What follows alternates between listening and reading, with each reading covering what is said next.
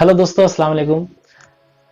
एक बार फिर से आज हम कंप्यूटर की टॉपिक लेकर आए हैं और ये टॉपिक जो है ये class 8, 9, 10, 11, 12 BSc, BSc, IT and etcetera. ठीक है, ये बहुत इंटरेस्टिंग टॉपिक है जो कि कंप्यूटर की दुनिया में इसको समझना काफी जरूरी है। इस टॉपिक का नाम है ब्लॉक डायग्राम ऑफ कंप्यूटर। चाहूं मैं तो इसको एनिमेटेड भी समझा सकता हूं, लेकिन ये अपना एक ट्रिक है समझाने का, इसलिए मैंने इसको बाकायदा बनाया है और आप समझें। अगर नहीं समझ में आएगा तो मैं इसको आपके लिए एनिमेटेड वीडियो भी बना दूंगा। ठीक है, तो बिना देर किए हुए चलते हैं वीडियो की तरफ और देखते हैं। तो देखिए, आपके सामने कुछ डायग्राम मैंने बनाया है जिसमें input, secondary storage, primary storage, control unit, arithmetic logic unit and output. Scene क्या है आप समझ लें। कोई भी चीज कंप्यूटर जो चल रहा है, आपको पता व्हाट इज कंप्यूटर, मैंने पिछली वीडियो में भी डिफाइन किया है। अगर नहीं पता तो आप डिस्क्रिप्शन में आपके लिंक में भी रहेगा और आइकन पे भी आपको दिख रहा होगा कि व्हाट इज कंप्यूटर। अगर आपसे पूछता है कोई भी what is computer, then you can say that a computer is an electronic machine which runs on IPO cycle and the word computer comes from compute which means to calculate and the main thing is that कि मैंने आपको बोला computer is an electronic machine which runs on IPO।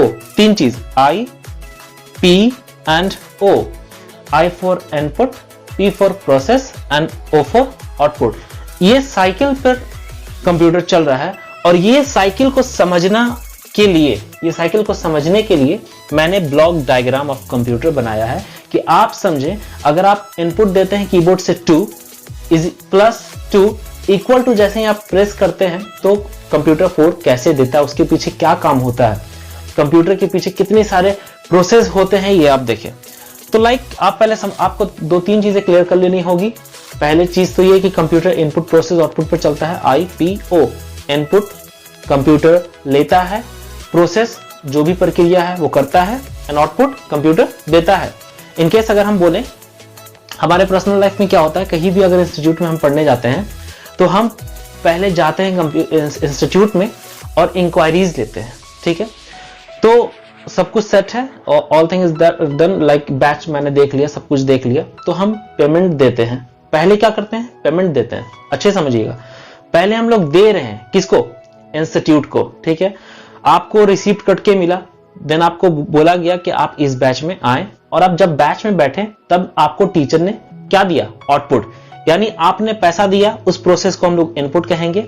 रसीद वगैरह cut के मिला, batches का नाम बताया गया, ये टीचर पढ़ाएंगे वो बताया गया, आप क्लास में बैठे और आपको आउटपुट दिया गया। मतलब जो काम हुआ बीच में, जो प्रोसेस हुआ, उसको हम लोग कहते हैं प्रोसेसिंग कंप्यूटर की भाषा में।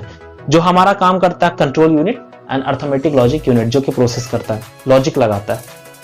Now come to the point. Point ये है कि अगर आपसे कोई पूछता है कि कंप्यूटर में मेमोरी कितने, देखिए इस टॉपिक को समझिएगा ना तो बहुत सारी चीजें क्लियर हो जाएगी। अगर आपसे कोई पूछता है कि how many types of memory, storage memory in computer, तो आप एकदम आसानी से बोल दें sir there are 2 types of computer memory. First is called secondary memory, जिसको मैंने सेकेंडरी स्टोरेज कहा है, और and second is called primary memory. Right, तो primary memory and secondary memory होता क्या है बेसिकली। ऐसा नहीं है कि अगर आपसे पूछा जाए how many types of memory, तो आप बोल दें 2 तरह के हैं, एक आपके मुंह पे चढ़ा हुआ, जबान पे चढ़ा हुआ रैम एंड एक रोम। ठीक है, वो भी मेमोरी है, लेकिन वो इस प्राइमरी मेमोरी के सेक्शन में आता है। और ऐसे 2 तरह की मेमोरी होता है, secondary and primary. Now let me make you understand कि सेकेंडरी मेमोरी होता क्या है। कोई भी डेटा कंप्यूटर परमानेंटली स्टोर रखता है, परमानेंटली इन सेंस कि जब तक आप चाहें तब तक आप स्टोर रख सकते हैं। अगर आपसे हम पर्सनल आपकी जास्ती जिंदगी से बात करें तो 2 का टेबल मैंने याद किया था बचपन में और आज तक मेरे को याद है। रीजन जस्ट बिकॉज कि वो हमारे सेकेंडरी मेमोरी में स्टोरेज है। इट मींस दैट कि कोई भी डेटा अगर आप सेकेंडरी मेमोरी में स्टोर रखते हैं तो वो आपको परमानेंटली याद रहता है। अगर आप 10th बोर्ड का एग्जाम देते हैं, 12th बोर्ड का एग्जाम देते हैं, उस बीच जो पढ़ाई करते हैं, अगर आपसे वो मैं 5 साल बाद वो क्वेश्चन पूछूं, या फिर जो भी बोर्ड का आप एनुअल एग्जाम के लिए जो भी प्रैक्टिस कर रहे हैं, अगर मैं वो वही सवाल सेम क्वेश्चन मैं अगर 2 महीने बाद भी पूछूंगा, देन यू कांट रिप्लाई, क्योंकि याद तो आपने किया, स्टोर तो किया, लेकिन फिर भी आप रिप्लाई नहीं कर पा रहे। और 2 का टेबल जो बचपन में याद किया था वो अभी तक रिप्लाई कर सकते हैं।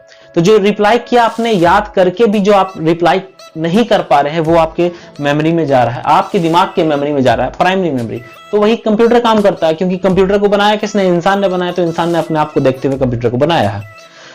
सो अच्छे से समझे, सेकेंडरी मेमोरी कोई भी डेटा को परमानेंटली स्टोर रखता है। सेकेंडरी मेमोरी में आपके हार्ड डिस्क आते हैं, पेन ड्राइव आते हैं, CD रोम आते हैं, और भी बहुत सारे हैं जो जिसे आप कोई भी डेटा जब तक आप चाहें तब तक स्टोर रख सकते हैं, वो सेकेंडरी मेमोरी में आता है। तो अगर आपसे कोई एग्जांपल पूछे सेकेंडरी मेमोरी का, तो आप हार्ड डिस्क बता सकते हैं, पेन ड्राइव बता सकते हैं।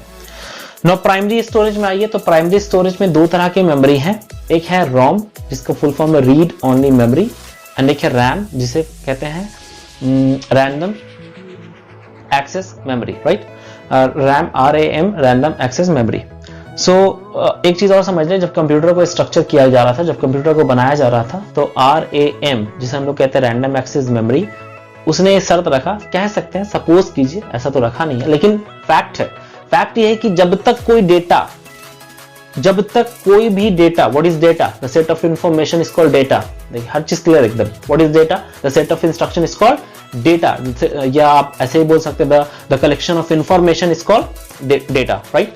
तो मैं बता रहा था रैम के बारे में, तो आप अच्छे समझे कि रैम ने बनाते वक्त ये शर्त रखा गया रैम को कि जब तक कोई भी डेटा रैम के पास नहीं जाएगा तब तक वो आपको नहीं दिखेगा, मतलब आउटपुट नहीं देगा। अब देखिए यहां पर आप कोई भी चीज इनपुट दे रहे हैं, तो इनपुट जब दे रहे हैं तो जा कहां रहा है? आपके स्टोरेज में। क्यों जा रहा है भाई?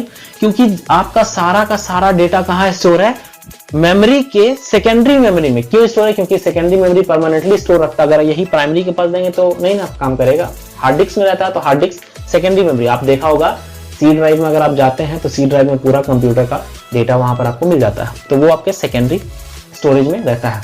अच्छा से देखें काम क्या हो रहा है। जैसे मान के चलिए मैंने यहाँ पे 2 इनपुट किया, कीबोर्ड से मैंने लिखा 2 और इसे इनपुट किया, तो वो 2 कहां गया? 2 पहले स्टोरेज, मेमोरी स्टोरेज के पास गया। तो मेमोरी स्टोरेज के पास, प्राइमरी के पास, प्राइमरी मींस व्हाट, के रैम के पास गया 2, आपको स्क्रीन पे आ गया। क्यों? क्योंकि प्राइमरी मेमोरी में रैम है। तो जैसे ही 2 के पास आपने 2 क्लिक किया तो पहले कहां गया? रैम के पास, ठीक है, प्राइमरी मेमोरी के पास। तो प्राइमरी मेमोरी के पास जाएगा बाबू, अच्छे समझिए, प्राइमरी मेमोरी के पास देखिए ऊपर जा रहा है, ये निशान ऊपर क्यों जा रहा है? क्योंकि प्राइमरी मेमोरी के पास जा रहा है शो करवाने के लिए, लेकिन डेटा तो है सेकेंडरी मेमोरी में। डेटा तो मेरा स्टोर है सेकेंडरी मेमोरी में। जैसे 2 कंप्यूटर कहां पे समझ रहा है? सेकेंडरी मेमोरी में समझ रहा है, क्योंकि सारा डेटा तो वहां पे स्टोर है।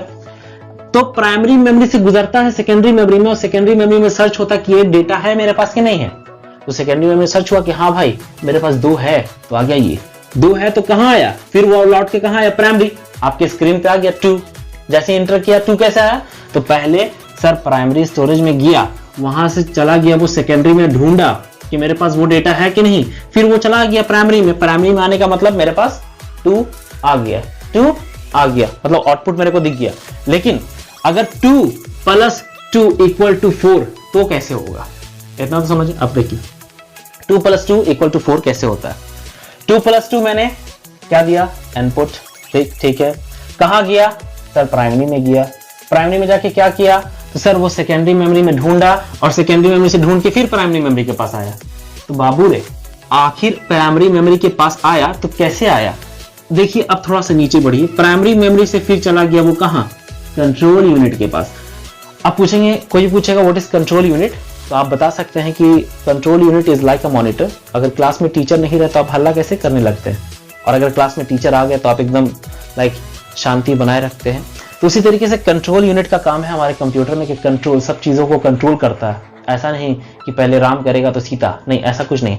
वो पर्टिकुलरली सारा वर्क को डिवाइड किया गया है कंप्यूटर में, तो पहले आप करेंगे, और इन सबको मॉनिटरिंग करता है कौन? Control unit. तो कंट्रोल यूनिट के पास आया, तो कंट्रोल यूनिट किसको दिया? Arithmetic logic unit. ये क्या किया? तो ये लॉजिक लगाया कि सर 2 + 2 मेरे को दिया गया, तो 2 + 2 क्या होता है? तो इसको इंफॉर्मेशन दे दिया गया कि अगर आपसे कोई पूछे 2 + 2 क्या होता है, तो आप अपना लॉजिक लगा के उसे आंसर दीजिए कि 4 होता है। तो आंसर ये दे रहा है, ये नहीं कि सर सेकेंडरी मेमोरी आंसर दे रहा है, नहीं, आंसर अर्थमेटिक लॉजिक यूनिट दे रहा है, ALU, अर्थमेटिक लॉजिक यूनिट। मतलब कोई भी काम, अगर लॉजिकल काम कोई भी रहे तो वो हमारा अर्थमेटिक लॉजिक यूनिट दे रहा है। अब देने के बाद ये फिर चला जा रहा है ऊपर, देखिए यहाँ पे मैंने एरो दिया है, ये फिर चला जा रहा है स्टोरेज में, स्टोरेज में जाके वो प्राइमरी के पास जा रहा है और प्राइमरी मेरा आउटपुट दे रहा है, यानी मेरा 2 + 2 यहाँ पर आ गया, आपका आंसर मिल गया 2 + 2 4। तो ये काम होता है इनपुट प्रोसेस आउटपुट में।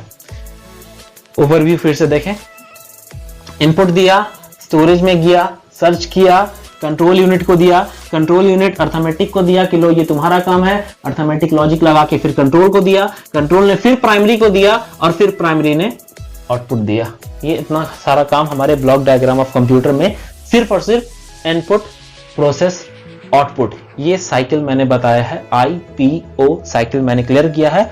तो इसे हम लोग कहते हैं स्टोरेज यूनिट, ये आपका इनपुट हो गया, ये आपका आउटपुट हो गया, और आप इन दोनों के सेट को कह सकते हैं CPU, central processing unit. Actually में होता यही है, बाकी वो बात की बात है कि उसमें कैबिनेट होता है, मदरबोर्ड होता है, ये आपका मैटर ही अलग है, लेकिन प्रोसेसिंग यूनिट जो कहते हैं ब्रेन ऑफ द कंप्यूटर, जी हाँ, तो ब्रेन ऑफ द कंप्यूटर जो है ये आपका ये है।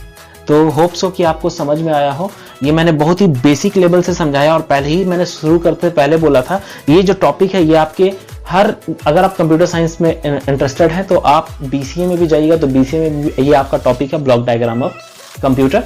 तो दोस्तों बने रहे नेक्स्ट वीडियो में, इंशाल्लाह अगली वीडियो इससे भी अच्छी मिलेगी। Okay, thank you, have a good day.